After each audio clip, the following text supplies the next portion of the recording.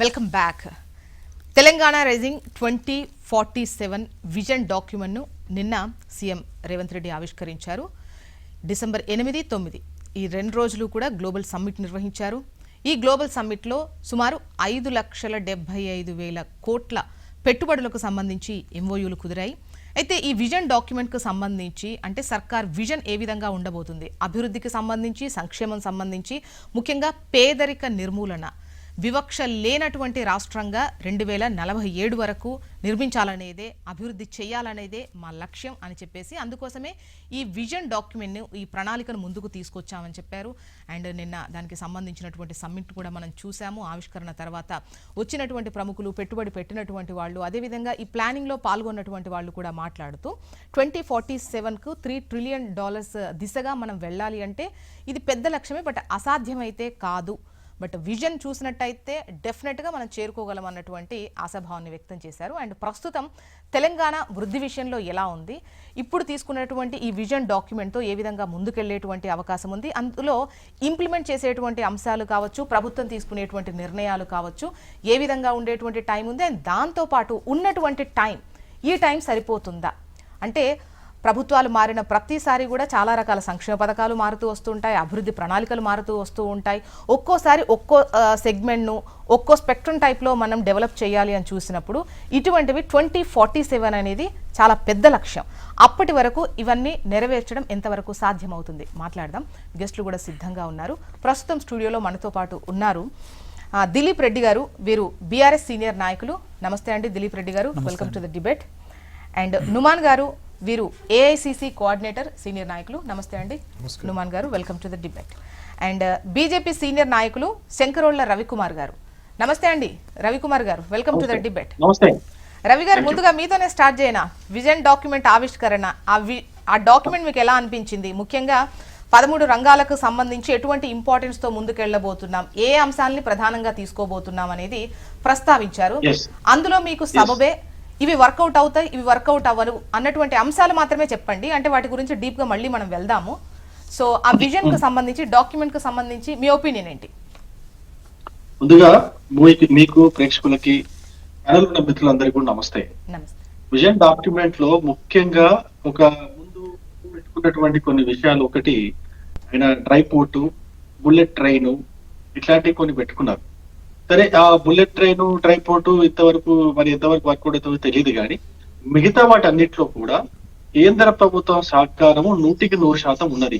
ఉదాహరణకు ఓఆర్ఆర్ తర్వాత ట్రిబుల్ గురించి అయితే విజన్ డాక్యుమెంట్ లో పెట్టుకున్నారో, ట్రిబుల్ సంబంధించినటువంటి వర్క్స్ అన్ని కూడా స్టార్ట్ అయిపోయినాయి. ట్రిబుల్ లో సంబంధించినటువంటి ఆ సౌత్ నార్త్ భూసేకరణ కార్యక్రమానికి కేంద్ర ప్రభుత్వం నుంచి ఇప్పటికే 15,000 కోట్ల రూపాయలు రిలీజ్ అయిపోయింది. ఆ పని నడుస్తా ఉన్నది.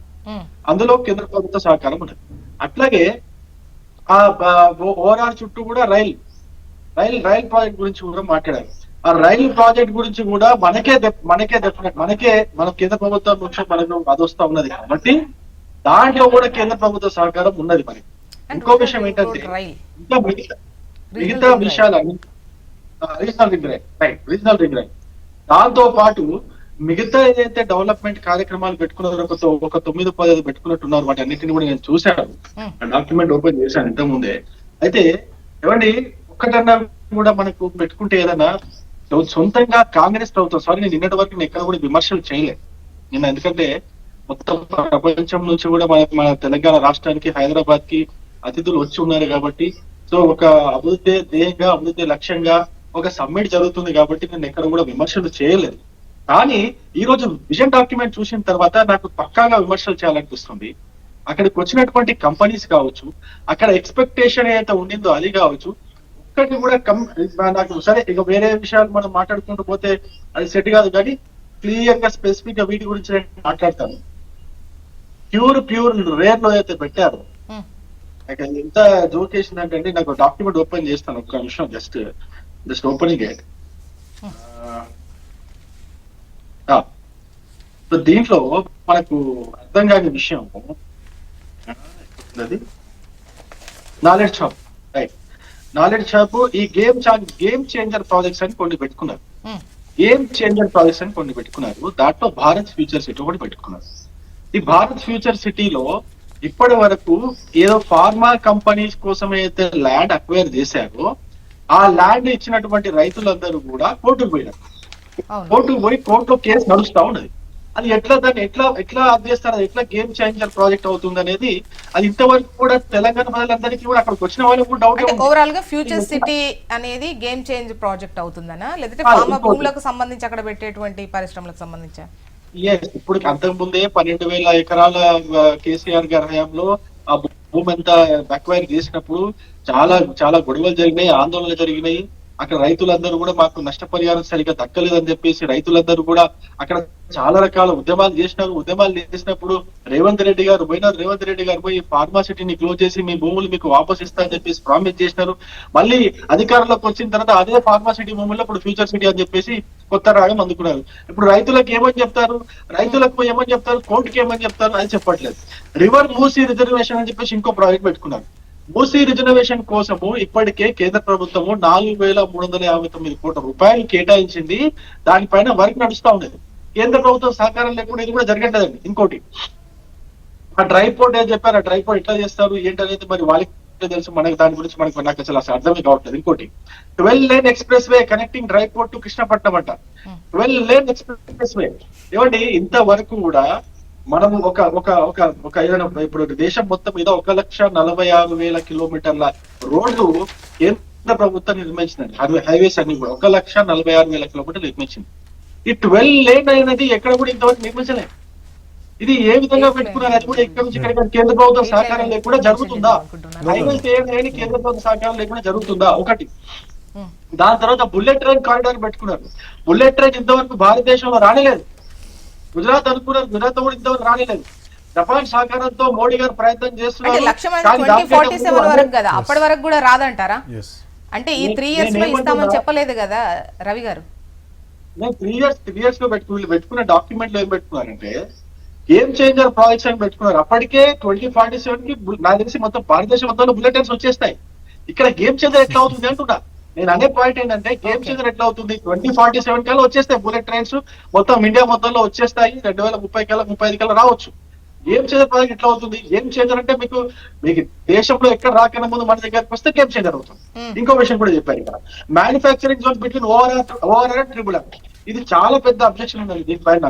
చూడండి, ఎక్కడైనా కానీ ఓఆర్ఆర్ నుంచి ట్రిపుల్ ఆర్ వరకు ఓన్లీ ఫ్యాక్టరీస్, మ్యానుఫ్యాక్చరింగ్ హబ్స్ పెట్టుకొని సర్వీస్ ఓరియంటెడ్ కంపెనీస్ పెట్టుకుంటే దాని తర్వాత రేర్ అని పెట్టుకున్నారు. ఓఆర్ఆర్ ట్రిపుల్ ఆర్ తర్వాత రేర్ అని పెట్టుకున్నారు. అంటే రూరల్ అగ్రికల్చర్ ఎకనామిక్ జోన్ కింద పెట్టుకున్నారు.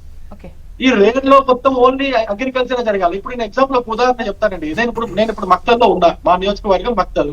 మాది ఆల్మోస్ట్ కర్ణాటక బార్డర్ వచ్చిన తర్వాత అక్కడ నుంచి ఇక్కడ నుంచి అసలు ఇప్పటి వరకు ఎటువంటి డెవలప్మెంట్ జరగలేదు. ఇట్లా డెవలప్మెంట్ జరగకపోతే రేపు పొద్దున ఇక్కడ ఉన్నటువంటి యువత, చదువుకున్నటువంటి యువత ఇక్కడ నుంచి హైదరాబాద్ కు వచ్చి హైదరాబాద్ లోనే వీళ్ళు ఉద్యోగాలు వెతుక్కోవాలా, హైదరాబాద్ లోనే వీళ్ళు ఇక్కడ మన ఉపాధి వెతుక్కోవాలా. ఇక్కడ లోకల్లో ఉపాధి దక్కే అవకాశమే లేదా? 2047 వరకు కూడా అవకాశం లేదా? 2047 వరకు కూడా ఈ భక్తుల ప్రాంతము, నారాయణపేట జిల్లా ప్రాంతం ఇదంతా కూడా ఇంకా వెనుకబడిన ప్రాంతాలాగానే ఉండాలా? నేనేమంటున్నా, పాలన అనేది డిస్ట్రిబ్యూట్ అవ్వాలా, ఇది విభజన జరగాలి. అభివృద్ధి కూడా విభజన జరగాలి.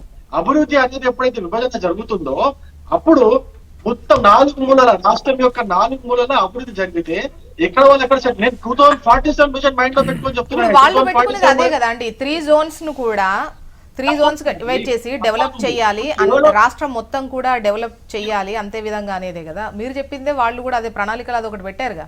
ఏమంటున్నా, నేను మక్తల్ ఒకటండి, మక్తల్ ఒక నారాయణపేట జిల్లా ఒకటండి, బార్డర్ స్టేట్. ఆదిలాబాద్ జిల్లా అండి, బార్డర్ స్టేట్. ఇట్లా మనకు మన మైపాల్ ఉంది, బార్డర్ స్టేట్. ఈ బార్డర్ స్టేట్ లో అభివృద్ధి ఏం చేయరా? అక్కడ కంపెనీలు స్థాపించరా? అక్కడ పరిశ్రమలు స్థాపించరా? అక్కడ చదువుకున్న యువతకి మీరు ఉపాధి కల్పించరా? అక్కడ కేవలం వ్యవసాయం చేసుకోవాలా? నేను ఏమంటున్నా, అభివృద్ధి అనేది ఈ రాష్ట్రం మళ్ళీ మీ వాయిస్ తీసుకుంటా ఒకసారి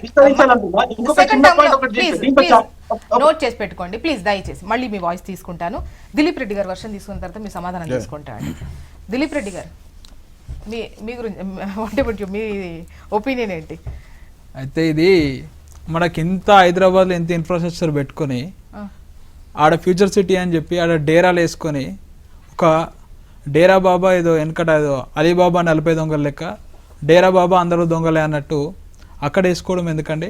ఇక్కడ 10,000 మంది కెపాసిటీతోని హెచ్ఏసిసిలో ఎట్ ఏ టైం మీటింగ్ పెట్టుకునే కెపాసిటీ ఉంది. ఇప్పుడు ఏదైనా అభివృద్ధి చెందని రాష్ట్రాలలో అయితే అసలు అక్కడ ఏం ఇన్ఫ్రాస్ట్రక్చర్ లేని చోట అయితే డేరాలు వేసి పెడతారు. అది రైజింగ్ తెలంగాణ గురించి చేసినటువంటి మీటింగా, లేకపోతే కాంగ్రెస్ పార్టీ ప్లీనరీ మీటింగా? ఓన్లీ కాంగ్రెస్ పార్టీ ప్రతినిధులను వాళ్ళ నాయకులను పిలుచుకొని వాళ్ళ అన్నయ్యలు వాళ్ళతో ఎవరైతే ఫేవర్గా ఉంటారో వాళ్ళని పిలుచుకొని చేసినటువంటి మీటింగు. సరే, ఈ మీటింగ్లోకి లోతుగా పోతే అంటే ప్రాజెక్ట్ ఎక్కడ స్టార్ట్ చేద్దామనుకుంటున్నాము, ఏది వాళ్ళు అంటే వాళ్ళ ఇంపార్టెంట్ వన్ టోటల్గా హైదరాబాద్లో ఏ పొజిషన్లో ఎక్కడ ఉండాలి, ఎక్కడ నుంచి వాళ్ళు ఒక నగరాన్ని పూర్తి స్థాయిలో చేద్దామని అనుకుంటున్నారు, ఇదే అదే అని చూపించే విధంగా సో అక్కడ పెట్టుకొని చేశారేమో. అయితే ఫస్ట్ ఇక్కడున్న సిటీ ఏ విధంగా ఉంది? ఇక్కడున్న సిటీలో ఇప్పటి రోడ్ల మీద గుంతలు పడితే పూడ్చే నాదులు లేడు. ఇక్కడ ఉన్నటువంటి సిటీలో మౌలిక సదుపాయాలు అన్నీ కల్పించి నువ్వు 4th సిటీ కట్టుకుంటే ఎవరికి అభ్యంతరం లేదు. ఇక మనం నిన్నట్టు సమ్మిట్కి ఏమని పేరు పెట్టిండంటే గ్లోబల్ సమ్మిట్ అని పెట్టిండు. ఇదొక గ్లోబల్ సమ్మిట్, అన్ని ఫేక్ ప్రచారాలు. గ్లోబల్ సమ్మిట్ అంటే ఎక్కడి నుంచి రావాలి ప్రతినిధులు? వేరే దేశాల నుంచి వచ్చి గ్లోబల్గా అంటే around the globe investment should come. నిన్న జరిగింది ఏంటిది? ఒకటే ఒక కంపెనీ గ్లోబల్స్గా అంటే అమెరికా నుంచి వచ్చింది, ట్రంప్ మీడియా అనేది. మిగతా అన్ని ఇక్కడ ఉన్నటువంటి కంపెనీలే కదా. ఇక్కడ ఉన్న కంపెనీలను పిలిచి ఇక్కడ పెట్టుబడులు పెట్టుకోవడానికి దానికి గ్లోబల్ సమ్మిట్ అని ఎందుకు పేరు పెట్టాలి రేవంత్ రెడ్డి గారని అడుగుతా ఉన్నాము. ఇంకా ఒకటి గతంలో చెప్పండి, అంటే పేరు పెట్టుకున్నాము గ్లోబల్ సమ్మిట్ అని. అవును కదా, గ్లోబల్ నుంచి పిలుస్తా అన్నారు కదా. పెట్టడం పెట్టకపోవడం పెట్టుబడి అది వాళ్ళ ఇంట్రెస్ట్. వాళ్ళ ఇంట్రెస్ట్ కాదు, దేశ విధానం నుంచి పెట్టుబడులు అట్రాక్ట్ చేసి ఇక్కడ ఉద్యోగాలు కల్పిస్తాము, ఇక్కడ పెట్టుబడులు తెస్తాము, పెట్టుబడులు వరదలాగా వస్తాయని చెప్పి రేవంత్ రెడ్డి గారు చెప్పిర్రు. వాళ్ళ వరద ఏం లేదు, ఒక చిన్న పిల్లకాలుగా కూడా రాలేదు, ఒకటే ఒక నీటి బొట్టు లెక్క వచ్చింది. అది ట్రంప్ మీడియా అనేది. ఆ ట్రంప్ మీడియా క్రెడిబిలిటీ ఏందో కూడా చూద్దాం. అమెరికాలో ట్రంప్ మీడియా పైన ఎంత వ్యతిరేకత ఉంది, అది ఎంత ఆర్థిక నష్టాలలో ఉన్నది, దాని లావాదేవీల లెక్క చూస్తే అదొక ఫ్రాడ్లు చేస్తున్నటువంటి కంపెనీ అని తేలింది. ఆ ఫ్రాడ్లు చేస్తున్నటువంటి కంపెనీ వచ్చి ఇక్కడ 1,00,000 కోట్ల పెట్టుబడి పెడుతుందని చెప్పేసి ఒక దొంగ లెక్క చెప్పిండు. ఇంకా కంపెనీ ఎంపీఎల్ గ్రూప్ అనే ఒక కంపెనీ ఉంది. అది ఆల్రెడీ 2023 జూలై 17 నాడు ఇక్కడ ఆల్రెడీ చిట్యాలో లాజిస్టిక్స్ కంపెనీ అనేది ప్రారంభం చేసుకున్నది. అదే కంపెనీ ఇప్పుడు వచ్చేట మళ్ళీ 1,000 కోట్లతో అప్పుడు చేసుకున్నది, ఇప్పుడు 750 కోట్లతో పెట్టుకుంటుందని చెప్పేసి మళ్ళీ ఒకటి చెప్పారు ఎంపీఎల్ గ్రూప్. నేను పేరుతో సహా చెప్తా ఉన్నా. ఇంకొకటి యాక్సెస్ ఎనర్జీ వెంచర్స్ అనే కంపెనీ 2024లో వాళ్ళ నికర లాభం ఇయర్లీ 54 కోట్లను చూపించింది. ఇప్పుడు వచ్చేసి అదే కంపెనీ అట 53 కోట్ల లాభం చూపించిన కంపెనీ 31,500 కోట్ల పెట్టుబడి పెడతాట. అంటే ఒక పాండాబా నడుపుకునేటోడు వచ్చి రేపు నేను 5 స్టార్ హోటల్ పెట్టుకుంటా అంటే మనం నమ్మే పరిస్థితి ఉంటుందా? ఈ విధంగా చెప్తున్నాము. గతంలో దావోస్ సందర్భంగా వీళ్ళు 1,70,000 కోట్ల పెట్టుబడులు అని అన్నారు, ఎంఓయూలు చేసుకున్నారు. ఇప్పటి వరకు అవి ఏమన్నా కార్యరూపం దాల్చినాయా? ఇప్పుడు అవన్నీ సూట్ కేస్ కంపెనీలు అండి. జూబ్లీహిల్స్ చుట్టుముట్టు ఉండే వాళ్ళ ఆఫీసు, వాళ్ళ ఇంటి చుట్టూ ఉండే కంపెనీలు అన్నీ తీసుకొచ్చి ఆడ పెట్టుబడులు పెట్టినట్టు చూపిస్తూ ఉంటారు. వాళ్ళు అమెరికా పోయినా గాల్లే 4 ఉంటారు చుట్టూ, గవేగా జూబ్లీహిల్స్ కంపెనీలో తీసుకుపోయి ఆడొస్తాయి. ఈరోజు గ్లోబల్ సమ్మిట్ అని చెప్తుంటే కూడా ఇక్కడ కూడా వాళ్ళ అనునాయులు ఈయనే ఉండే జూబ్లీహిల్స్ కంపెనీలు తీసుకుపోయి ఆడ పెట్టుబడులు పెట్టిస్తూ ఉంటాడు. ఇవన్నీ మనకు తెలుసు, క్విడ్ ప్రోకో ఒప్పందాలు మాత్రమే జరుగుతాయి. ఇంకా ఒకటి, ఇంత పెద్ద సమ్మిట్ అని చెప్పేసి 18 రాష్ట్రాల ముఖ్యమంత్రులను నేను పిలుచుకొస్తా, 18 రాష్ట్రాల నుంచి ముఖ్యమంత్రులు వస్తున్నారు. ఏ ఒక్క రాష్ట్రం నుంచి కూడా ముఖ్యమంత్రి రాలే. వాళ్ళు ఎందుకు వస్తారండి? పక్క రాష్ట్రంలో నీ ఇంట్లో నీ బిడ్డ పెళ్ళి ఉంటే ఉన్నాను కానీ నా కొడుకు పెళ్ళికి రానట్టు ఉన్నది వీళ్ళు పిలవడం అనేది. ఎందుకంటే ఎవరు వస్తారండి? వాళ్ళ రాష్ట్రం అభివృద్ధి చెందాలని అనుకుంటారు. నిన్న కర్ణాటక రాష్ట్ర ఉప ముఖ్యమంత్రి వచ్చి ఇక్కడ ఎంత కామెంట్ చేసిండండి మీరు చూడండి. ఈ కాంగ్రెస్ పరిపాలిత కర్ణాటక రాష్ట్ర ఉప ముఖ్యమంత్రి వచ్చి మీది మాకన్నా చాలా చిన్న రాష్ట్రము కానీ మీరు అభివృద్ధి చెందాలని కోరుకుంటున్నారు, ఎందుకని అంత చీప్ కామెంట్స్ పిలిపించుకొని మరి తన్నించుకోవడం అనేది ఇదే అండి. ఇంకా ఒకటి చూస్తూ ఉంటే ఈరోజు అసలు ఫార్మాసిటీ అనేది నాడు తీసుకొచ్చినటువంటి ఫార్మాసిటీలో ఈరోజు ఫ్యూచర్ సిటీ కడతా ఉన్నావు. ఈరోజు రైతులందరూ వ్యతిరేకిస్తా ఉన్నారు. ఈరోజు మీరు నాడు ఎన్నికల పెట్టుబడులకు సంబంధించి మీకు నమ్మకం లేదు, అవన్నీ అంకెల గారడి అని కొట్టిపారేస్తారు. అంటే వీళ్ళ చరిత్ర దావోస్ పర్యటన ప్రకారం స్టేట్ క్వశ్చన్ డాక్యుమెంట్ ఏదైతే ఉందో ఒక 13 అంశాలను ప్రస్తావించారు. అవును, సో వాటికి సంబంధించి ఏంటి, ఏవి వర్కౌట్ అయ్యేటువంటి అవకాశాలు ఉన్నాయి, ఏవి లేవు, ఆల్రెడీ ఉన్నటువంటివి కూడా కొన్ని ప్రస్తావించారు రవికుమార్ గారు. సో అటువంటివి మీకు ఏమైనా ఉన్నాయా? ఇప్పుడు ఒకటండి క్లియర్ గా, లాస్ట్ టైం దావోస్ పెట్టుబడులను ఉదాహరించి దీన్ని చెప్తా ఉన్నాం. లాస్ట్ టైం 1,70,000 కోట్ల పెట్టుబడులు వచ్చినాయని చెప్పేసి వీళ్ళు ఊగదంపుడు ఉపన్యాసాలు అడ్వర్టైజింగ్ అన్ని చేసిర్రు. ఇప్పుడు నుమాన్ గారు ఉన్నారు కదా, లాస్ట్ టైం 1,70,000 కోట్ల పెట్టుబడులతో ఎంఓ చేసుకున్నటువంటి ఎన్ని కంపెనీలు ఈరోజు కార్యరూపం దలిచినాయి. ఈరోజు మేము చెప్పబోయేది అదే. ఈరోజు మొదటి రోజు ఇంకొకటి చూడండి, ఒక పేపర్లో ఈనాడు పేపర్లో నిన్న మీరు రోజు మార్నింగ్ పేపర్లు చదువుతారు కదా, నిన్న ఏమని వచ్చిందంటే మొదటి రోజు పెట్టుబడులు 3,97,500 కోట్లను వచ్చింది. అదే ఆంధ్రజ్యోతి పేపర్ తీసుకుంటే 2,43,000 కోట్లను వచ్చింది. అంటే వీళ్ళు ఇచ్చినటువంటి పేమెంట్లను బట్టి పేపర్లు రాస్తున్నాయా లేకపోతే మీడియా మేనేజ్మెంట్ చేస్తున్నారా, అసలు ఇక్కడ ఏం జరుగుతుందని చెప్పేసి స్పష్టంగా మీరు నిన్న పేపర్లో తీసుకుంటే వీళ్ళది ఎంత మంచి డొల్లా అని చెప్పి బయటపడతా ఉన్నది. ఈరోజు మేము చెప్పేది ఏంటంటే వీళ్ళ చరిత్ర, దావోస్ పర్యటనకు పోయి అమెరికా పర్యటన పోయి వీళ్ళు తీసుకొచ్చింది ఏంది, ఇప్పుడు 5,75,000 కోట్లు అని చెప్పి ఈరోజు కోట్ చేస్తా ఉన్నారు. ఈరోజు ఏంటంటే ఈరోజు రెండు సేమ్ రాసుకున్నారు, ఎందుకంటే నిన్న అందరూ కోసిరు కదా. అది వాళ్ళ పొరపాటుగా చూడాలా, లేదంటే ఇప్పుడు ఇస్తే అందరికి ఇచ్చి రాపిస్తారు కదా. ఇప్పుడు ఒక ఆంధ్రజ్యోతి ఈనాడు వేరే విధంగా రాశాయి అని అంటే మేబీ మీరు అన్నట్టు అనుకోవచ్చు. ముఖ్యంగా ఆంధ్రజ్యోతి ఈనాడులో అందులోనే విరుద్ధమైన ప్రకటనలు ఉన్నాయని మీరే ప్రస్తావిస్తున్నటువంటి క్రమంలో ఆ రెండు పత్రికలకు సంబంధించి గతంలో మీరే విమర్శలు చేశారు. ఏమని? సో అంటే బాగా అదే కదా. ఇప్పుడు కాకపోతే అక్కడ నేనేం చెప్తున్నా అంటే వీళ్ళకి కూడా పేమెంట్ ఎక్కువ ఇచ్చినోడు ఎక్కువ, తక్కువ ఇచ్చినోడు తక్కువ రాస్తున్నామో అని అనుమానం వస్తుంది మాకు. రాస్తే అందరు సేమ్ డాటా వేయాలి కదా, ఇస్తే వీళ్ళు ఎందుకు రాస్తున్నారు అంటే ఇదంతా డొల్లా, ఎవరికి ఇష్టం వచ్చినట్టు వాళ్ళు అంకెల గ్యారెంటీ చేసుకున్నారు తప్ప ఇక్కడ ఇన్వెస్ట్మెంట్ ఏం లేవు. ఇంకా ఇంకా ఇంకా కొన్ని ప్రస్తావిస్తాం, కొంచెం టైం ఇవ్వాలి మీరు మాకు, ఎందుకంటే మీకు చాలా సమయం ఇచ్చారు వాళ్ళకి బీజేపీ ప్రతినిధి. నెక్స్ట్ తనకు కూడా ఇవ్వండి, తనకు కూడా అందరికి ఆన్సర్ చెప్పాలి కదా. ఇంకా రాహుల్ గాంధీ గారు వస్తా అన్నారు కదా, రాహుల్ గాంధీ గారిని ఇన్వైట్ చేసిర్రు. రాహుల్ గాంధీ గారు కనీసం సోమవారం పార్లమెంట్ కూడా పోలే. రాహుల్ గాంధీ ఉత్తగా ఇంట్లో ఢిల్లీలో ఉన్నాడు. జరసేపు వచ్చిపోతే ఏమయ్యేది? ఈరోజు నువ్వు ఇంత ప్రిస్టేజియస్గా ఇక్కడ చేస్తా ఉంటే నీకు రాహుల్ గాంధీకి ఉన్న సంబంధం బయటపడింది కదా. నీతో ఇప్పుడు కనీసం ఒక ట్విట్టర్లో ట్వీట్ అని పెట్టిండా, ఎక్కడెక్కడో దేశాలలో ఏమో అయితే కూడా పెడతాడు. నేను అడిగింది స్ట్రైట్ క్వశ్చనే, డాక్యుమెంట్ కి సంబంధించి మీకు ఉన్నటువంటి అంటే అపోహలు, డౌట్, ఇది జరగదు అన్నటువంటివి ఏమి ఉన్నాయి ఈ 13 అంశాలకు సంబంధించి, ఏదైతే ప్రణాళికకు సంబంధించి ఓవరాల్ ప్రణాళికలో అండ్ గ్లోబల్ సమ్మిట్ నిర్వహించినటువంటి క్రమంలో అంటే ప్రముఖులు కూడా మాట్లాడారు. అంటే ఏ విధమైనటువంటి హోప్ ఉంది అంటే ఇంతది పెద్ద లక్ష్యం బట్ అసాధ్యమైతే కాదు అన్నట్టు కూడా ప్రస్తావించారు. సో వీటిల్లో మీ ప్రస్తావన, మీ విమర్శ ఏంటి? అయితే మా విమర్శ ఆల్రెడీ చెప్పినట్టే, వీళ్ళు గతంలో చరిత్ర ఏముంది, అవి పెట్టుబడులు ఏమి నిజం కాలేదు, ఇవి కూడా నిజం కావు. ఇంకా ప్రియాంక గాంధీ గారు ఒక గొప్ప ఇంట్రెస్టింగ్ కామెంట్ చేసి నేను ఒకటి కోట్ చేస్తాను, మీకు కూడా ఐడియా ఉంటుంది. ప్రియాంక గాంధీ గారు ఏం చెప్పారు, మోడీకి పార్లమెంట్లో విజన్ 2047 అంటున్నావు, 2047 దాకా జనాలను పస్తుల నుంచి ఆకలితో చంపుతావా, నిన్నేం జరిగింది, ఇవాళ ఏం జరిగింది, రేపేం జరగాలనేది ముఖ్యము అని అన్నది. అంటే వాళ్ళ నాయకురాలు గారు చెప్పిందే, ఇవాళ ఏం చేస్తావు అని చెప్పేసి మేము అడుగుతా ఉన్నాం. ఇంకొకటి నేను వెబ్సైట్లో అఫీషియల్ కొన్ని డాటా పెట్టిర్రు, వాళ్ళ తప్పులు వాళ్ళే ఒప్పుకున్నారు. వీళ్ళట వర్షాకాలానికి రైతు బంధు కిందనట, అయితే వీళ్ళ పేర్లో రైతు భరోసా కింద 9,000 కోట్లు ఇచ్చిరట. అదే యాసంగి అంటే వీళ్ళు మళ్ళీ వచ్చేసి ఎండాకాలానికి వచ్చేసరికట 12,000 కోట్లట. అంటే తర్వాత పంట తగ్గుతుంది జనాలు ఎండాకాలంలో. అంటే వాళ్ళ తప్పును వాళ్ళే ఒప్పుకొని ఒక వీళ్ళు ఇచ్చిన వెబ్సైట్లో అది కూడా పొందుపరిచిరండి.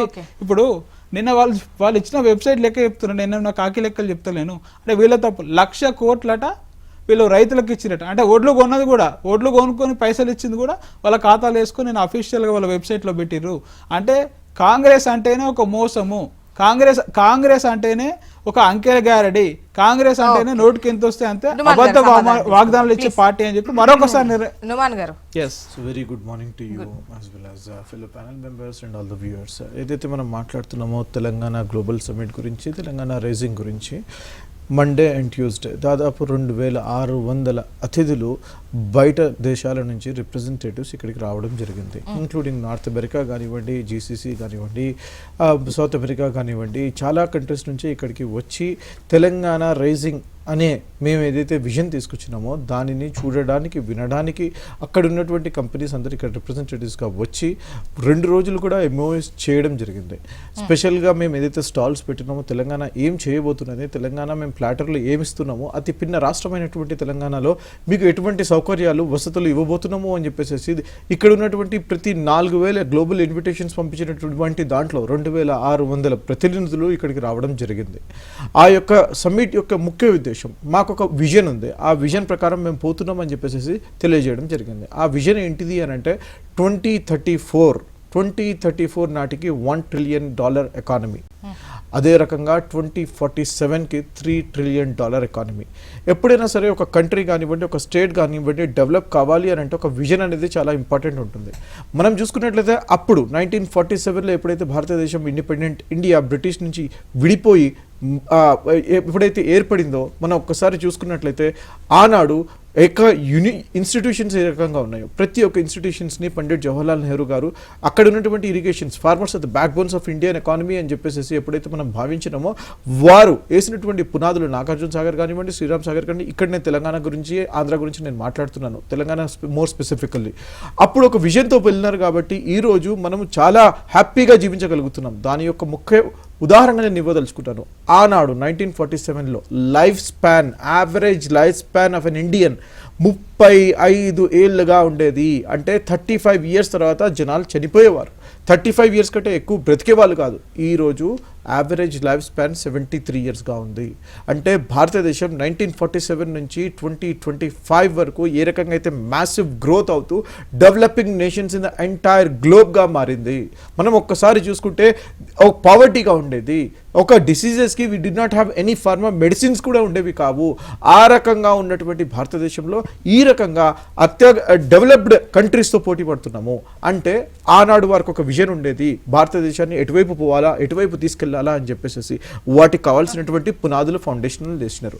ఈ యొక్క రాష్ట్రం తెలంగాణ ఇచ్చినటువంటి మేడం సోనియా గాంధీ గారి బర్త్డే నిన్న జరిగింది. తెలంగాణ ఇచ్చినటువంటి రాష్ట్రం భిన్న రాష్ట్రం, చాలా youngest state with in India. ఈ యొక్క రాష్ట్రానికి ఒక విజన్ కావాలి అనే ఒక విజన్ ప్రతినిధులు ఇంత పెద్ద మొత్తంలో వచ్చారు. దిలీప్ రెడ్డి గారు ఒక స్ట్రైట్ క్వశ్చన్ అడిగారు, రాహుల్ గారు ఎందుకు రాలేదు, ఖర్గే గారు. See, politics I will answer later. But what is the purpose of this summit? Let me get there. నేనేమంటున్నానంటే we have divided Telangana, geographical Telangana into 3 zones: cure, pure and rare.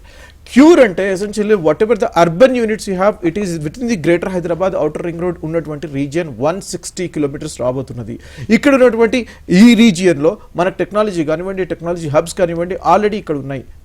And second thing, outer ring road నుంచి మీరు RRR వరకు మీరు చూసుకుంటే 360 kilometers. ఈ 360 kilometersలో you will be getting logistic hubs, manufacturing units ఇక్కడ రాబోతున్నాయి. అంటే ఎసెన్షియల్లీ మనము ఇక్కడ సస్టైన్డ్ డెవలప్మెంట్ ఉండాలా, నెట్ జీరో కార్బన్ ఎమిషన్స్ ఉండాలా అని చెప్పేసి ఏకైక ఉద్దేశంతో ముందుకు పోతున్నాము. థర్డ్ నెంబర్ 3 రేర్ అని చెప్పేసి రూరల్ అగ్రికల్చరల్ ఎకానమీ అని చెప్పేసి. What does that mean? Agricultural tech కానివ్వండి, అగ్రికల్చరల్ హబ్ కానివ్వండి, మనకు కావాల్సినటువంటి ఫారెస్ట్కి సంబంధించినటువంటి యూనిట్స్ కానివ్వండి, వాటి నుంచి వచ్చినటువంటి మ్యానుఫ్యాక్చరింగ్ యూనిట్స్ కానివ్వండి ఈ యొక్క రీజియన్లో ఉంటాయి. ఏదైతే మిత్రులు రవికుమార్ గారు ఇంతకు ఒక క్వశ్చన్ అడిగారు, మఖ్తల్లో నేను ఉన్నాను అని చెప్పేసి. I also come from the same constituency, happen to be from my ancestors. అక్కడ కాన్స్టిట్యుయెన్సీ మీరు చూసుకుంటే it is surrounded by Karnataka, it is surrounded by Andhra. ఇటు పక్కన మీరు గద్వాల్ అటువైపు చూస్తే ఆంధ్ర బార్డర్ తగ్గుతుంది, ఇటు పక్కన మీకు వచ్చేసి కర్ణాటక రాయచూర్ కానివ్వండి, గుర్మిట్కల్ కానివ్వండి, నారాయణపేట వైపు నుంచి చూస్తుంటారు. ప్లీజ్ అండర్స్టాండ్, అక్కడ what is the basis for them? Basis for them is handloom. నారాయణపేటలో మీరు చూసుకుంటే అగ్రికల్చర్, మీరు మఖ్తల్లో చూసుకుంటే వారికి కావాల్సినటువంటి manufacturing units, agricultural tech based manufacturing units వారి యొక్క రీజియన్లో రాబోతున్నది. That is the vision we're coming up with. ఒక విజన్ ఉండాలా, ఒక స్టేట్ని ఒక వైపు తీసుకెళ్ళాలి అని అంటే ఒక విజన్ ఉండాలా అని చెప్పేసి. నా coming to the point of global summit ఎందుకు పెట్టినాం? సమ్మిట్ అని చెప్పేసి మేము ఏదో వేరే సిటీస్తో పోటీ పడుతున్నామని కాదండి. We are competing globally. This is something yesterday మీరు చూసుకున్నటువంటి నిష్ణాతులైనటువంటి ఎక్స్పర్ట్స్ అనేటువంటి దువ్వూరి గారు కానివ్వండి, ఆ రకంగా రఘురామ్ రాజన్ గారు కానివ్వండి, అడోబీకి శాంతను నారాయణ కానివ్వండి, ప్రేమ్ వత్స కానివ్వండి, టోనీ బ్లేర్ కానివ్వండి, వీరందరూ మనకి మేనిఫెస్ట్ చేస్తున్నారు. వారు ఏమని చెప్తున్నారంటే తెలంగాణ స్వర్గధామంగా మారుతుంది అని చెప్పేసి. Please understand whatever we are giving, Telangana పురోగతి గురించి, తెలంగాణని world of the top world మనం నించునే విధంగా మనం ఇక్కడ తీసుకొస్తున్నాము. ఒక విజన్ కింద మేము తీసుకొస్తున్నాము. ఈ రోజు మీరు చూసుకుంటే $250 billion ఎకానమీ ఈరోజు 2025లో ఉంది. అంటే $3 trillion economy by 2047, 100 years of independence. మనకు కావాల్సింది అని అంటే 9% ఆఫ్ గ్రోత్ ఉండాలా. ఇప్పుడు మనకు ఆల్రెడీ 5 to 6% ఆఫ్ గ్రోత్ ఉంది. 9% of growth from 6% to 9% is not a big deal. 100% చేర్చుకోవచ్చు అని చెప్పేసి ఈ అటువంటి విజన్కు ఎక్స్పర్ట్స్ మనకు సంబంధించి చెప్తున్నారు అని అంటే ప్రస్తావించినటువంటి అన్ని అంశాలు కూడా అంటే అది ఏది ఇంప్లిమెంట్ చేయాలన్నా డెఫినెట్ గా నిధులు వీటన్నిటికి సంబంధించి కేంద్ర సహకారంకు సంబంధించి గతంలో ప్రభుత్వం ఏదైతే ఉందో వాళ్ళు చేసినటువంటి కొన్ని డెవలప్మెంట్ కు సంబంధించినటువంటి అంశాలన్నీ కూడా ఇందులో ప్రస్తావన అంటే మొదటి అడుగు వేసేప్పుడు ఒకలా ఉంటుంది అండ్ కొద్దిగా డెవలప్ అయిన తర్వాత తీసుకునే నిర్ణయాలు వేరే విధంగా ఉంటాయి. సో ఆ ఆస్పెక్ట్ లో చూస్తే ఇది కొన్ని సందర్భాల్లో పొలిటికల్ గా మీరేం చేయలేదు, మీరేం చేస్తున్నారు, వాళ్ళు ఏం చేశారు అని కానీ ఉంటుంది. గత ప్రభుత్వము అండ్ ప్రస్తుత ప్రభుత్వము ఎట్ ద సేమ్ టైం కేంద్రము వీళ్ళందరికీ సంబంధించినటువంటి అంశాలు సహకారము ఇక్కడ ఖచ్చితంగా అవసరమైనటువంటి సిచ్యువేషన్ ఉంది కదా. Absolutely. We are living in the federal system. We are living in the federal system. We are not alienated from India.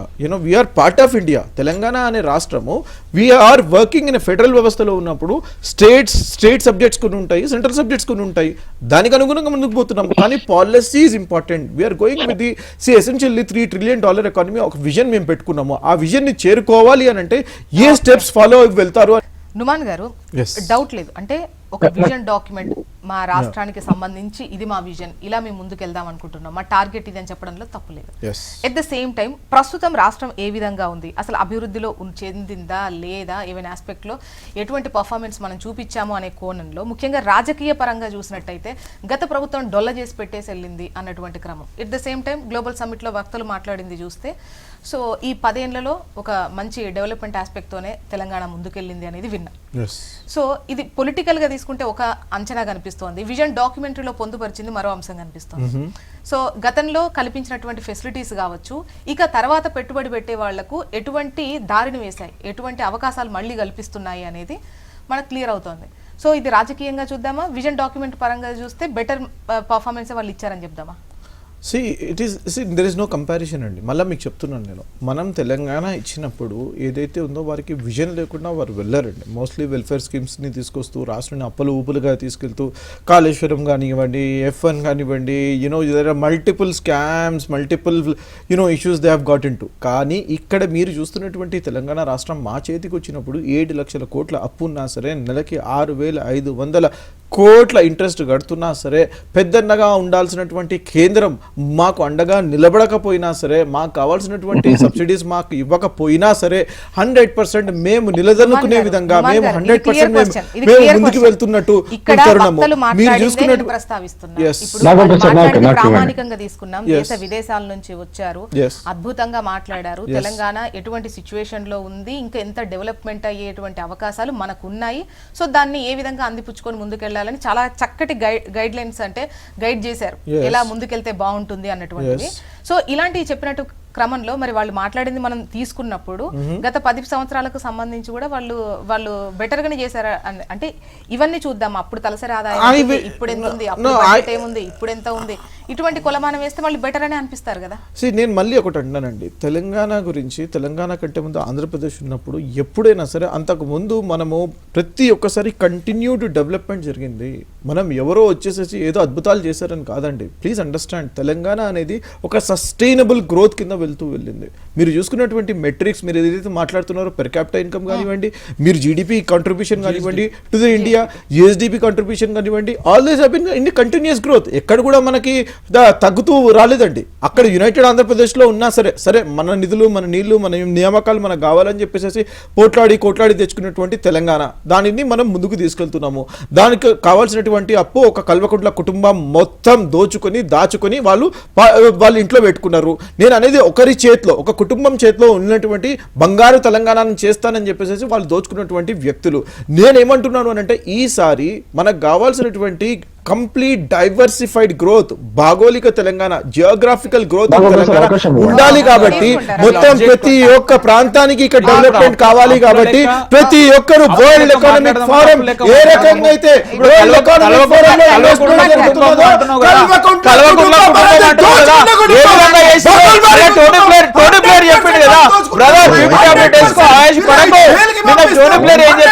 గత 10 సంవత్సరాలలో జీఎస్టీపీ 3 రెట్లు అయిందని చెప్పిండు కదా, వీళ్ళకి చెవులు వినబడతలేవా?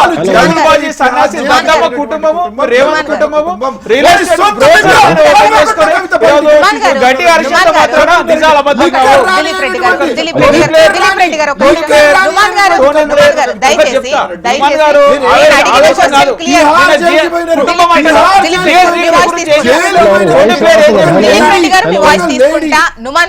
నుమాన్ గారు దయచేసి ఇక్కడ నేను అడిగిన క్వశ్చన్ క్లియర్. వాళ్ళు ఎంత తిన్నారు, వీళ్ళు ఎంత తిన్నారు, పైన ఎంత వచ్చినా, ఇది నేను అడిగిన క్వశ్చనే కాదు. ఏ కుటుంబం ఎట్లా పర్ఫామ్ చేస్తుంది, ఎవరికి ఉన్నారు, ఏం చేస్తున్నారు అనేది నేను అడిగిన క్వశ్చనే కాదు. ఇక్కడ అడిగింది document. At the same time 10 ఏళ్లకు సంబంధించి పాలన, అభివృద్ధి ఏమన్నా ఉన్నాయా లేవా? మరి వక్తలు మాట్లాడిన దాన్ని మనం ఎలా తీసుకుందాం అంటే వాళ్ళు తిన్నారు, వాళ్ళు దోచారు, వాళ్ళు ఉన్నారు. అక్కడికే వస్తున్నానండి.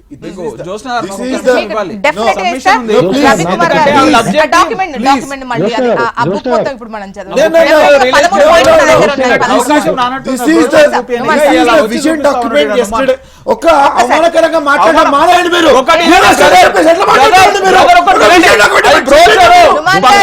Real estate brochure, real estate company brochure అది. ఎందుకంటే మీరు రియల్ ఎస్టేట్ పెంచుకోవడానికి చేస్తున్నటువంటి కుటుంబం ఒక బ్రిటన్ మాజీ ప్రధాని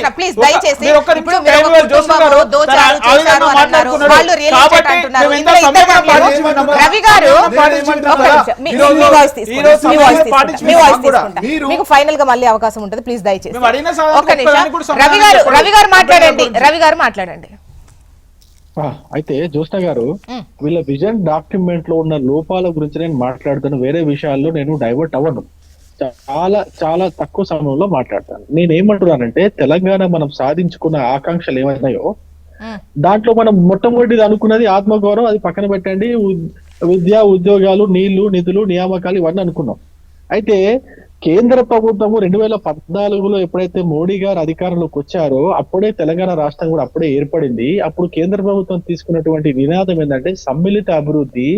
ఎక్కడైతే పట్టణాల్లో ఎక్కడైతే వలసలు భారీగా వస్తున్నాయో ఆ వలసల్ని ఆపి, ఎక్కడి నుంచి అయితే వలసలు వస్తున్నాయో అక్కడనే అభివృద్ధిని కేంద్రీకరించాలి, అక్కడే అభివృద్ధి చేయాలని చెప్పేసి ఒక విధానంతో ఒక విజన్ తీసుకొని స్మార్ట్ సిటీస్ అని ఒక పథకం పెట్టుకొని ఇప్పుడు తెలంగాణలో అప్పుడున్నటువంటి 10 ఉమ్మడి జిల్లాల్ని, మహబూబ్నగర్ కావచ్చు, నల్గొండ, ఖమ్మం, ఇట్లా 10 ఉమ్మడి జిల్లాలు అవుతున్నాయి. ఆ జిల్లా కేంద్రాలని స్మార్ట్ రవి గారు ఒక స్ట్రైట్ క్వశ్చన్ అండి. ఇప్పుడు విజన్ డాక్యుమెంట్ మేము ఇలా ముందుకెళ్దాం అనుకుంటున్నాం, ఇవి అభివృద్ధి చేద్దాం అనుకుంటున్నాం, ఈ ఆస్పెక్ట్ లో మేము చాలా ఇంపార్టెన్స్ ఇస్తున్నాం. సో ఇక్కడ నిధులు అవసరమైనవి కాబట్టి ఆ ఆస్పెక్ట్ సంబంధించి పెట్టుబడి పెట్టే వాళ్ళు ఇంట్రెస్ట్ చూపిస్తారు. ఒక్క నిమిషం అండి, ఇంట్రెస్ట్ చూపిస్తారు డాక్యుమెంట్ చూసి. సో వీటిల్లో డెవలప్మెంట్ చేద్దాం అనుకుంటున్నారు, పీపీపీ పద్ధతిలో చేద్దాం అనుకుంటున్నారు, సో మనం ఇక్కడ పెట్టుబడి పెట్టొచ్చు అనేది ఒక విజన్ వాళ్ళు చూపిస్తున్నారు. డెఫినెట్ గా విజన్ అనేది రాష్ట్రానికైనా దేశానికైనా ఎలా ముందుకెళ్తున్నాము అనేది ఒక డాక్యుమెంట్ రిలీజ్ చేయడం అనేది అది మంచి విషయంగానే పరిగణలోకి తీసుకోవాలి. ఇప్పుడు పంచవర్ష ప్రణాళికలు వేసుకున్నప్పుడు ఒక్కొక్క అంశాన్ని నెత్తికెత్తుకొని అది ఒక్కొక్కటి క్లియర్ చేసుకుంటూ వచ్చి ఇప్పుడు మనం చాలా అంశాలకు సంబంధించి ముందున్నామా లేమా? నేనేమంటున్నా, మీరు ఏ జిల్లా నుంచి వస్తున్నారో నాకు తెలియదు. నేను మహబూబ్నగర్ జిల్లా, వరంగల్, మీరు వరంగల్, నేను మహబూబ్ నగర్, ఇంకొక కరీంనగర్, ఇంకొక నిజామాబాద్, ఇంకొక ఖమ్మము, నల్గొండ, ఇట్లా 10 ఉమ్మడి జిల్లాలు ఉన్నాయి తెలంగాణకి. నేనేమంటున్నా, మీరు అభివృద్ధిని మొత్తం హైదరాబాద్ లోనే కేంద్రీకరించడం వల్ల జిల్లాలు మిగతా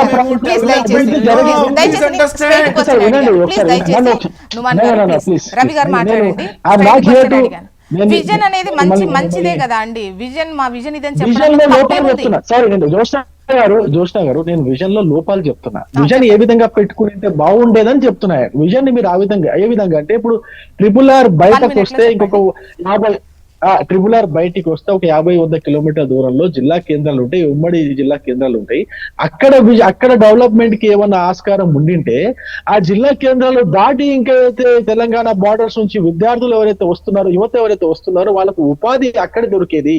లేకపోతే ఇప్పుడు ఏమవుతుందంటే కేవలం హైదరాబాద్ కేంద్రంగా చేయడం వల్ల ఏమవుతుందంటే రాష్ట్రం మొత్తం బార్డర్ నుంచి యువత అంతా కూడా హైదరాబాద్ కే వస్తే హైదరాబాద్ లోనే అభివృద్ధి జరిగితే మరి జిల్లాల అభివృద్ధి ఎట్లా జరుగుతుంది, గ్రామాల్లో అభివృద్ధి ఎట్లా జరుగుతుంది అనేది నా పాయింట్. కేంద్ర ప్రభుత్వం ఏం చెప్పింది దాని గురించి కూడా చెప్తున్నా, కేంద్రం పైన కూడా వస్తాయి కాబట్టి కేంద్ర ప్రభుత్వం ఏం చేసిందంటే ఈ ఉమ్మడి జిల్లాలన్నిటినీ కూడా స్మార్ట్ సిటీ పథకం కింద అక్కడ వేల కోట్ల రూపాయలు కేటాయించి అక్కడ ఎస్టీపీసీ కావచ్చు, రోడ్స్ కావచ్చు, వస్తువులు కావచ్చు, వీటన్నిటిని కూడా కల్పించేందుకు డబ్బులు ఇచ్చింది. ఆ డబ్బులతోనే ఇప్పుడు మనం చూస్తున్నటువంటి జిల్లా కేంద్రంలో చూస్తున్నటువంటి 4 లేన్ రోడ్స్ కావచ్చు, ఎస్టీబీ ప్లాంట్స్ కావచ్చు, భవనాలు కావచ్చు, వీటన్నిటికి సంబంధించినటువంటి ఏదైతే కోర్ ఇన్వెస్ట్మెంట్ ప్లాన్స్ అయితే ఉన్నాయో వాటన్నిటికి సంబంధించి డబ్బులు కావచ్చు కేంద్ర ప్రభుత్వం ఇచ్చింది అని నేను చెప్తున్నా. ఇంకొక విషయం కూడా దిలీప్ రెడ్డి మళ్ళీ మనకు సమయం అయిపోద్ది, ప్లీజ్ వాళ్ళ వర్షన్స్ వినిపించుకోండి వాళ్ళు, ప్లీజ్ దయచేసి. రవి గారు క్లియర్ గా వచ్చింది, మీరు చెప్పాలనుకున్నా క్లియర్ గా వచ్చింది, ప్లీజ్. ముందుగా ఇక్కడ ఒకటి చిన్నది సబ్మిషన్, తను అడిగిన పాయింట్స్ కి ఇక్కడ మనం చర్చ చేస్తుంది గ్లోబల్ సమ్మిట్ గురించి, విజన్ డాక్యుమెంట్, గ్లోబల్ సమ్మిట్ అన్ని వాని గురించి చేస్తా ఉంటే తన అప్పులు గిప్పులు అని అన్నాడు. నిన్న టోనీ బ్లేయర్ గారు వాళ్ళు పిలిపించుకున్న ప్రతినిధి టోనీ బ్లేయర్ గారు గత 10 సంవత్సరాలుగా రాష్ట్రము ఏ విధంగా అభివృద్ధి చెందిందో చాలా స్పష్టంగా చెప్పిర్రు. దువ్వూరి సుబ్బారావు గారు కూడా చాలా క్లియర్గా చెప్పిర్రు. అయినా వాళ్ళకి చెవులు వినబడినట్టున్నాయి, కళ్ళు కనబడినట్టున్నాయి. ఈరోజు వచ్చి మళ్ళీ అదే కుటుంబం అని అంటా ఉన్నాడు. ఈరోజు నాడు జైల్లోకి ఎందుకు తెలంగాణ ఉద్యమంలో అదే కుటుంబం పోతాను అడిగిండ ఎవరన్నా? అని అడగనట్టు సన్నాసులు ఆ రోజు తెలంగాణ బిడ్డల ఆత్మ బలిదానం కారణమైనటువంటి సన్నాసులు దద్దమ్మలు ఈరోజు మాట్లాడొద్దు. ఇంకొకటి మేము కూడా మాట్లాడుతున్నాం, ఎందుకంటే కల్వకుంట్ల కుటుంబం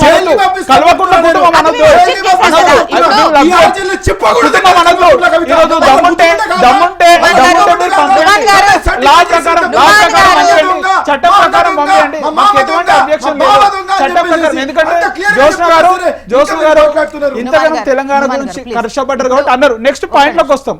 నేను చాలా ఎంపీఎల్ గ్రూప్ అని ఏ విధంగా పెట్టుబడులు ఆ రోజు 1000 కోట్లు పెట్టినాడు, ఆ రోజు ఆల్రెడీ స్టార్ట్ చేసిన లాజిస్టిక్స్ కంపెనీ 750 కోట్లు మళ్ళీ ఎంఓయూ వస్తుందని చెప్పిన యాక్సిస్ వెంచర్స్ అనే కంపెనీ చాలా క్లియర్గా కేవలం 53 కోట్ల ఆదాయం లాభం ఉన్నాడు వచ్చి ఈరోజు 31,500 కోట్ల పెట్టిండు ఏ విధంగా అని అడిగినా దానికి ఎలాంటి సంబంధం లేదు. వాళ్ళ దగ్గర సమాధానం లేక ఈరోజు సేమ్ అదే ఉకదంపుడు ఉపన్యాసాలుగా అవే చెప్పినే మళ్ళీ చెప్పి ఏ విధంగా చెప్పిరో చూస్తాం. సరే, ఇప్పుడు సబ్జెక్ట్లోకి వద్దాం. ఇంకా ఒకటి, వాళ్ళు చాలా ఫ్రస్ట్రేటెడ్గా ఉన్నారు. ఎందుకంటే వాళ్ళు అనుకున్న రాహుల్ గాంధీ రాలే, అనుకున్న 18 రాష్ట్రాల ముఖ్యమంత్రులు రాలే, వాళ్ళు అనుకున్న పెట్టుబడులు రాలే, అంత ఫెయిల్ అయిపోయిందని చెప్పి ఫ్రస్ట్రేషన్ ఈరోజు టీవీ డిబేట్లో చెప్పదలుచుకున్నాడు. అది బోని. ఇంకొకటి, ముఖేష్ అంబానీకి సంబంధించినటువంటి వంతారా అనే ఒక గ్రూప్ ఉంటుంది. వంతారా అనే గ్రూప్లో ఢిల్లీలో జూ పార్క్ ఎట్లు ఇస్తామని రాహుల్ గాంధీ పోరాడతాడు. అంటే వన్యప్రాణులు సంరక్షిస్తున్న పేరుతో సరే తను చాలా కామెంట్స్ చేసిండు. ఎందుకంటే దీన్ని కూడా ప్రైవేటైజేషన్ చేస్తున్నారు జూలను అని చెప్పి. అదే వంతారా తీసుకొచ్చి రోజు హైదరాబాద్ ఇటువంటి వాటికి సమాధానం చెప్పాలి. ఇంకొకటి ఏదైతే వీరు ఇందాక నుంచి మాట్లాడుతున్నారో ఆ గ్రూప్ ఈ గ్రూప్ అని చెప్పేసి first he has to understand. తెలియకపోతే తెలుసుకొని ఇక్కడికి రావాలి. తెలుసుకొని సిఐబిసి కానివ్వండి, Canada Imperial Bank of Commerce కానివ్వండి, బ్లాక్ స్టోన్ కానివ్వండి, ఆల్ట్మెన్ కానివ్వండి, these are the renowned institutions. మాట్లాడేది కాదండి. మీరు ట్రంప్ ఒకటే వచ్చాడు, ట్రంప్ మీడియా ఒకటే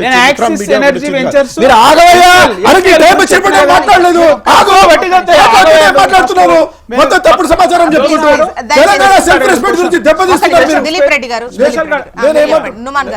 నేను ఒకటే మాట్లాడుతున్నాను madam. So we have got a very vision. Economic growth అని చెప్పేసి, ఇంక్లూజివ్ గ్రోత్ అని చెప్పేసి, sustainable growth. Please understand these are the 3 pillars of 2047.